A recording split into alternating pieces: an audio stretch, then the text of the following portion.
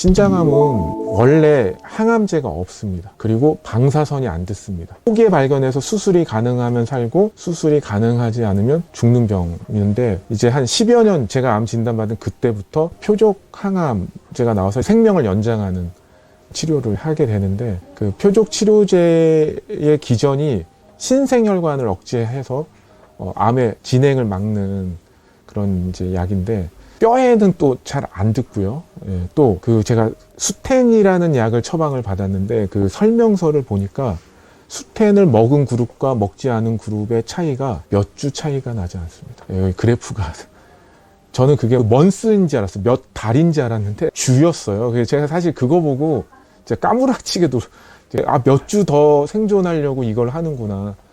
그래서 이 항암을 할지 말지를 이제 고민인 거죠. 어쨌든 여기서는 제가 원하는 치유는 없는 거니까 제가 이거를 어떻게 써야 되는지를 알지를 못하기 때문에 제 사촌이 그 통증의학과 전문인데, 그 친구한테 제가 종양내과 의사들이 묻는 책을 구해달라고 했습니다. 종양내과 의사들은 항암제로 암을 고치는 사람들이기 때문에 종양내과 책은 항암제 책이라고 보면 됩니다. 구해준 책을 제가 보면서 확실히 알게 됐죠. 뭘 알게 됐냐면, 항암제로는 암을 고칠 수 없다는 게 그냥 교과서에는 나와 있습니다. 예, 그래서 이 항암제를 어떻게 이용하는 게 나한테 도움이 될지를 공부를 하고 생각을 하는데, 저용량으로 짧게 쓰는 게 가장 도움이 된다는 판단을 하게 됐습니다. 여러 근거를 통해서. 그래서 저는 50ml를 처방을 받았는데 25mg으로 반만 먹었습니다. 그리고 이 표적은 보통 6개월 이내에 듣습니다. 그래서 제가 딱 6개월만, 용량 반으로 6개월, 그래서 4주 먹고 2주 쉬는 형태라서 실제로 먹은 거 4달 먹고 끊고, 그리고 방사선 치료를 이제 권유를 받았는데, 왜 방사선 치료를 하자고 하셨냐면, 이제 척추가 이제 내려앉으면 이제 마비가 오고, 그러면 너무나 이 삶의 질이 떨어지기 때문에.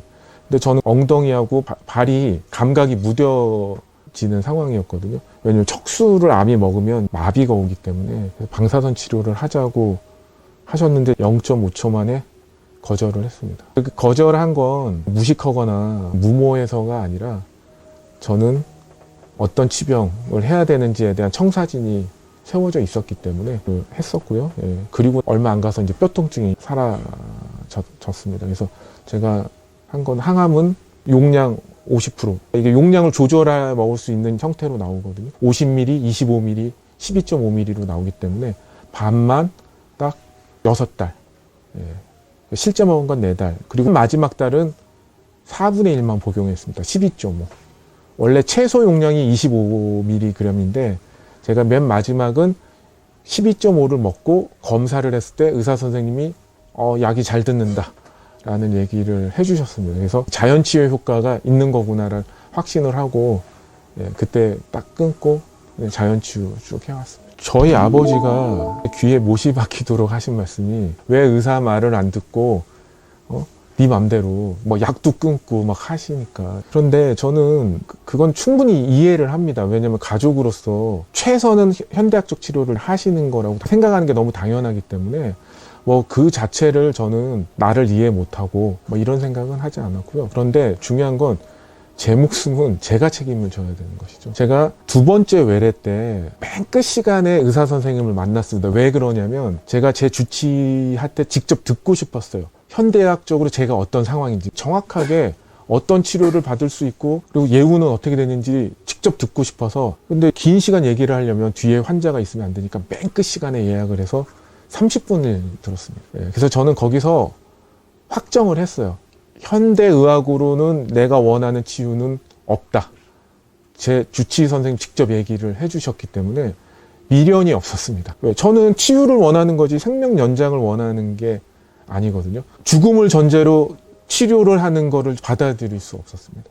그리고 죽지 않고 타고난 나이를 산다 해도 평생 항암에서 골방에 갇혀서 노동력 상실하고 그 부작용에 고통받으면서 사는 것도 받아들일 수 없었어요. 저는 오직 다시 건강성 회복해서 내가 하고 싶은 일을 마음껏 하는 그런 삶만 받아들일 수 있었어요. 왜? 어차피 한 번 태어난 삶인데 어떻게 그렇게 합니까?